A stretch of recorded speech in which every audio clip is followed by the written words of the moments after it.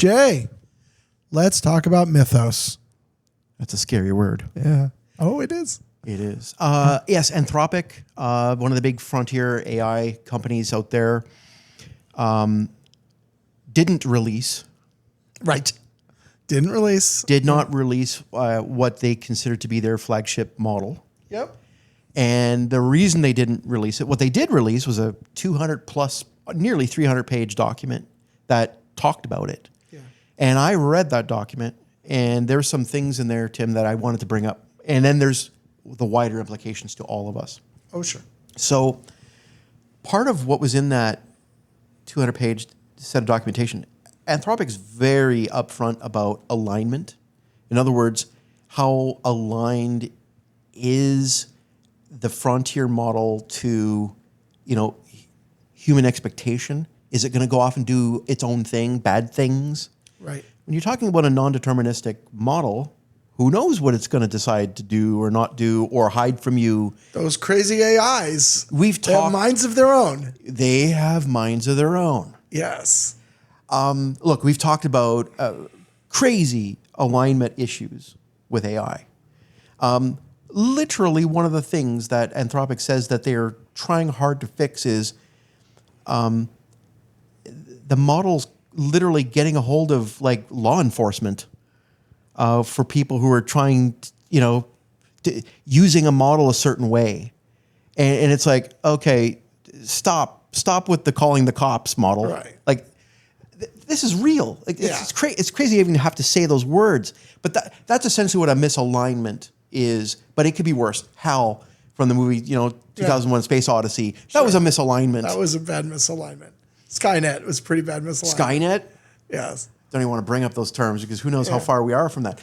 Mythos is apparently very aligned, like much more than before, which is great. But part of the issue with it is that it is so utterly powerful at finding vulnerabilities. Yeah. And so a very large chunk of that document, outside of alignment, all these other cool things that we could get into with Mythos, that have not been talked about in the news enough. Mm-hmm. One of the things that I want to reemphasize here with you is almost every one of the challenge sets to benchmark its ability to get past security defense. It didn't just, score high. Some of the very difficult security challenges, it literally, the correct term is saturated. Uh-huh. Meaning it got a 100% score every time it was put against it. Yeah. So in other words, and one of the things that was said, and this is a really good example, they handed it Firefox, the browser, find vulnerability. It found hundreds of vulnerabilities very quickly. 4 days, yeah. So we're entering a world. Mythos to me is kind of a demarcation point where we have to start thinking about cybersecurity in non-human terms, non-human scale of complexity. It's just human beings writing software with buffer overflows, being attacked by human beings who can only find so many at a time. Go around and look for buffer overflows, right? Yeah. We're now going to enter an age where the systems that can find those vulnerabilities will literally find them all. Right. And this goes both ways, right? So Mythos in an attacker's hands is incredibly dangerous because they're going to find, humans can find vulnerabilities, but they come up infrequently. And if you could hand me a tool where I could look at a target and suddenly see every vulnerability, I'd become a very strong attacker, right? But on the other hand, as a QA tool, it's amazing. Because if I could take it and I could look at my own environment, then I can go fix those vulnerabilities, right? It goes both ways. Yeah. That's why it wasn't officially released widely. Mm-hmm. It was released to people who were going to be the defenders. Right. so that they could start having the shock to the system. So they could go, right, because that's the other problem, right? It's always the asymmetry of the attack defense model in cybersecurity, which is I only need one hole in your wall. You need to block all the holes. So suddenly, if there's a new light you can shine on the wall that will reveal 200 holes, how fast can you go block them before I can scurry through one? And so the idea is to give you a chance to do some wall maintenance before anybody else gets to see the list of holes, right? Correct, Tim. Yeah. And I think it needs to be done continuously. Right. That was the other point is this isn't static, right? Because we're changing and releasing code all the time. And our environments are incredibly complex. And we've got things in our environments that we don't even control because they're third party and they're purchased products and et cetera, et cetera. And you kind of need to be always running. 100%. So the era of that level of needing to make sure you understand where all your holes are first before the bad guy just becomes that much more important. And yes, you're going to have powerful tools like Mythos and other things that are coming out. Yeah. But so does the bad guy. Right. So Tim, there are some implications that you and I talked about just before this podcast. We talked about how we used to have the, a range of attacker capability, and script kiddies was one of the ones, that always comes up. Yeah. The problem is that script kiddies, along with AI, that's a heck of a combo now compared to what it was. Yeah, right. Like you kind of imagine, and this is a bit of an overgeneralization, but I'm good at overgeneralization. You could kind of imagine sort of dividing attackers into tranches. Let's go with the simplest version. Let's say 3 tranches. At the top, you have state sponsors, APTs. Below that, you have professional cyber criminals. And below that, you have script kiddies, right? It's like now everybody with AI as an assistant, everybody operates as if they are the next level up, right?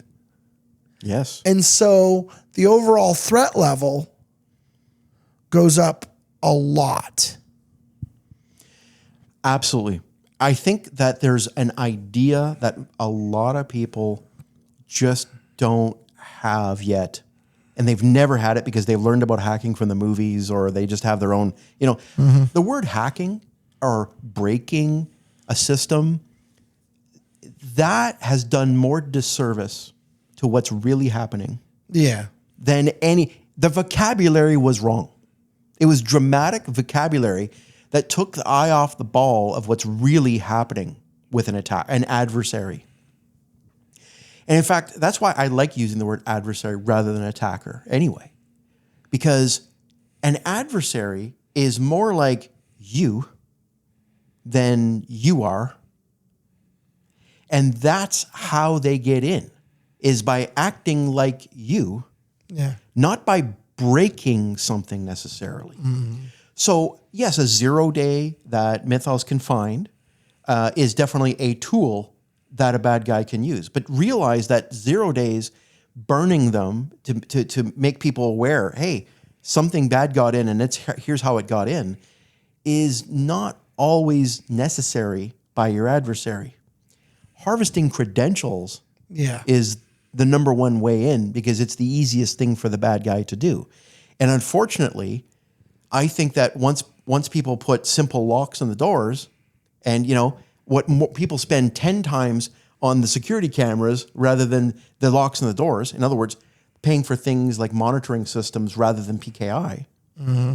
Like it's a 100-to-1 ratio. Crazy what the overspend on things that are just monitoring and not locking the door. Yeah.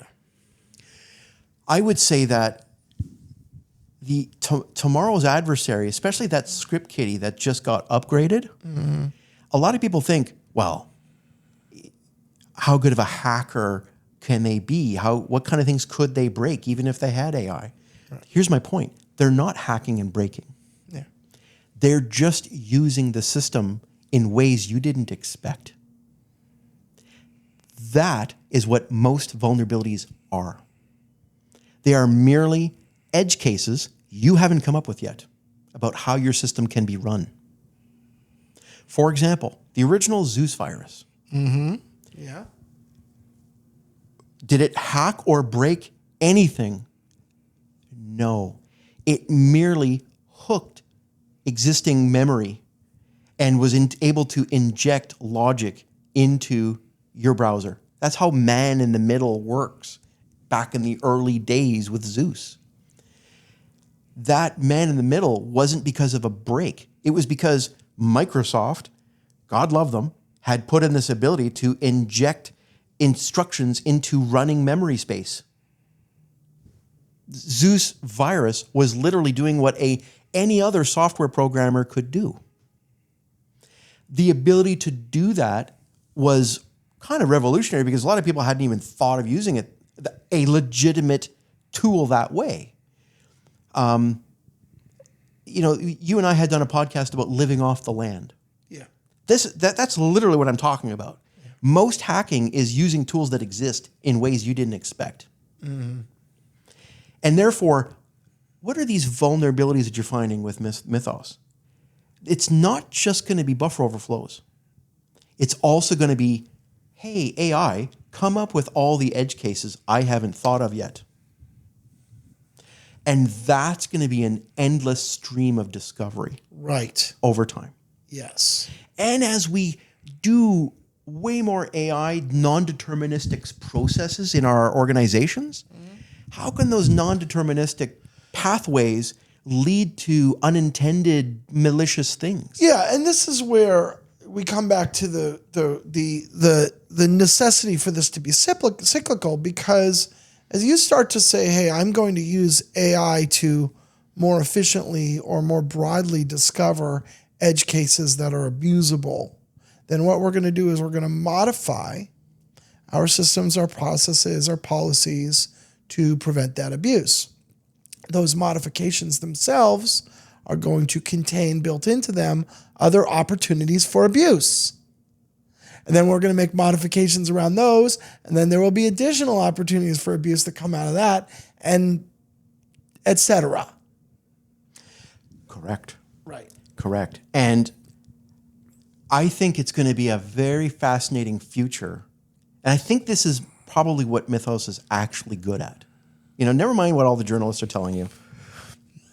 I think what Anthropic did with Mythos, and by the way, all the other frontier AI companies are going to have this as well. It's just Anthropic just happened to make a big noise about it before everybody else with that Mythos model that they're proposing. I think that what it is truly good at is that pattern recognition of deeply understanding the operating system and therefore being able to hold more of its capability in its thought processes. It's not thinking, it's using statistical analysis in order to do this. But the real point I'm trying to make is we typically have trained our AI systems on how we expect the systems to be running. Right. I think Anthropic threw it onto its head and said, no, think like the way an adversary would. And because it was trained from the beginning with that, it has this diagonal thinking capability that no average person does. I remember years ago, I'm just getting back to, an old human story. I remember being in a pen testing course, like we're talking 15 years ago, 20 years ago. And the master hacker in the room who, he didn't say very much during the whole course, but he had his minions teaching us the various techniques to how to do attacks. And at the very end, he basically piped up and he said, if you want to really be in this business, he goes, it's real simple. Just become a true master of the operating system that you're trying to attack. Because the operating system has everything you need to be able to do these diagonal thinking edge cases that nobody thought about how to defend. And that's literally what the course was. So it's almost like they took Claude Code, they took, Claude Opus 4.7 and sent it to a pen testing course that I went on, and it earned that philosophy. And that literally was what probably changed the game, and that's why we have a model like Mythos now. So it's interesting to see how an old 20-year-old idea plus is now become its own non-deterministic agent, and it could change the world. I think this will have gigantic impacts to not just red teams, which is what the journalists want you to click on, the clickbait. Yeah. I think you're dead right, Tim. Blue team implications are colossal, and it'll never be the same again. Yeah, I agree. All right. Thanks, Jay.